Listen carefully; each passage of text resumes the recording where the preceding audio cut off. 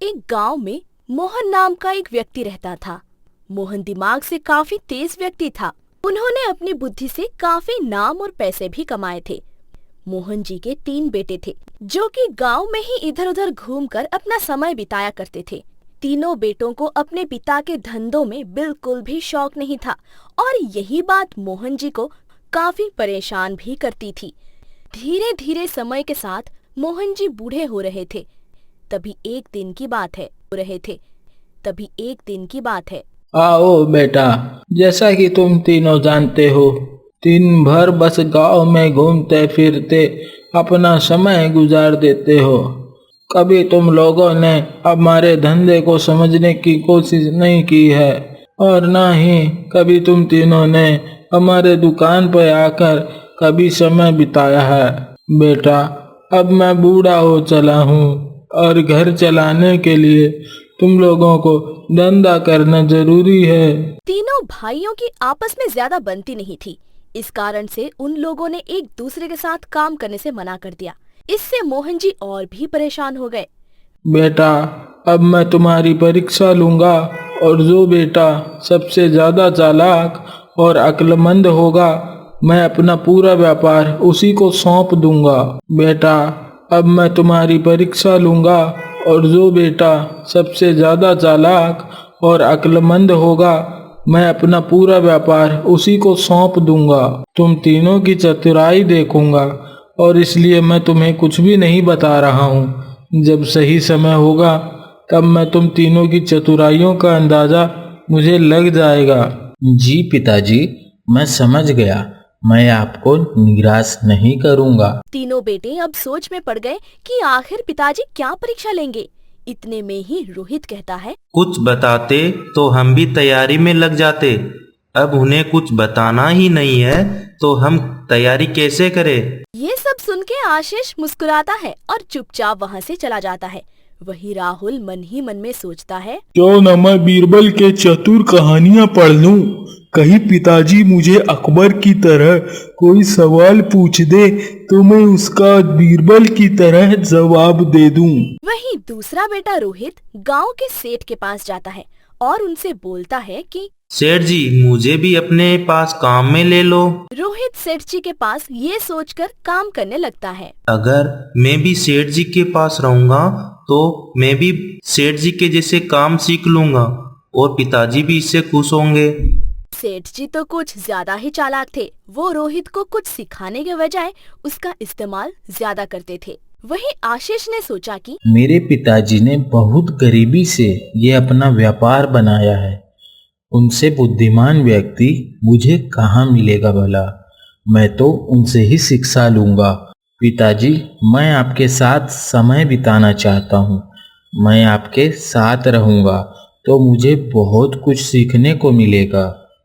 कुछ दिनों बाद जब सभी अपने काम में व्यस्त थे, तभी मोहन जी ने अचानक सोचा, अब इनकी परीक्षा लेने का सही समय आ गया है। आज मैं अपना सही वारिस चुन के ही रहूंगा। मोहन जी ने तीनों बेटों को बुलाया और कहा, बेटा, अब लगभग 1 महीना बीत गया है। मुझे लगता है कि तुम्हारी परीक्षा लेने का यह बिल्कुल उचित समय है। देखो बेटा, सबसे पहले तो मैं तुम तीनों से एक सवाल पूछता हूँ। जी पिताजी, हम बिल्कुल तैयार हैं। आप प्रश्न करिए। और हाँ सुनो, इसका जवाब तुम लोग बहुत सोच समझ कर देना। अच्छा बेटा, तो बताओ, ऐसा क्या है जिसे डूबता हुआ देखकर भी उसे कोई नहीं बचाता? तीनों बेटे गहरी सोच में चले जाते हैं। हे भगवान, अब मैं क्या करूं भला। ये तो मैंने किसी किताब में नहीं पढ़ा। इसका जवाब अब मैं कैसे दूं? पिताजी, मुझे पता है। तुम्हें पता है? तो बताओ, आखिर क्या है वो जिससे डूबता देख कोई बचाने सामने नहीं आता है? पिताजी, वो सूर्य देव है जिसे शाम को डूबता देख उसे कोई बचाने नहीं जाता। वाह, बिल्कुल सही जवाब। शाबाश बेटा आशीष। राहुल मन ही मन में सोचता है, अरे, इसको भला इतने कठिन प्रश्न का जवाब कैसे पता। यह तो पूरे दिन घर में ही रहता था। पिताजी कुछ और पूछिए ना। अब मुझे जो पूछना था मैंने वो पूछ लिया है। सुनो, अब मैं तुम तीनों को एक काम करने दूंगा और जो उस काम को अच्छे से करेगा मैं अपना व्यापार उसी को सौंप दूंगा। तो बोलो बेटा, तुम लोग तैयार हो? जी पिताजी। ये लो 100 रुपए, और आज शाम तक तुम तीनों को ही 100 रुपए से अपने कमरे को ऐसी चीजों से भरना है जिसे देखकर मैं खुश हो जाऊं। तीनों बेटों ने 100 रुपए लिए और बाजार के लिए निकल गए। हे भगवान, पिताजी ने तो फिर ऐसा काम दे दिया जो तो किताब में लिखा ही नहीं है। अब मैं क्या खरीदूं भला?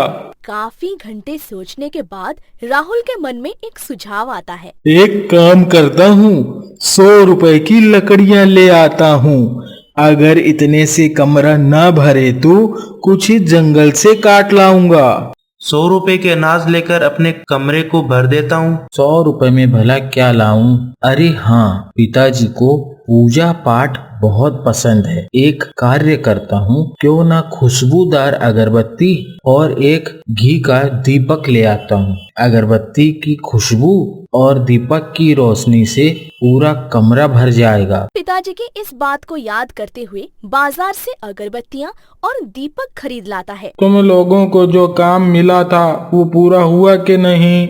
जी पिताजी। ठीक है बेटा, चलो चल कर देख लेते हैं। तो मोहन जी तीनों के कमरे की ओर जाते हैं। राहुल बेटा, 100 रुपए में तुमने ये लकड़ियाँ लाई हैं? हाँ पिताजी, 100 रुपए में बस इतने ही लकड़ियाँ मिली मुझे। चलो ठीक है।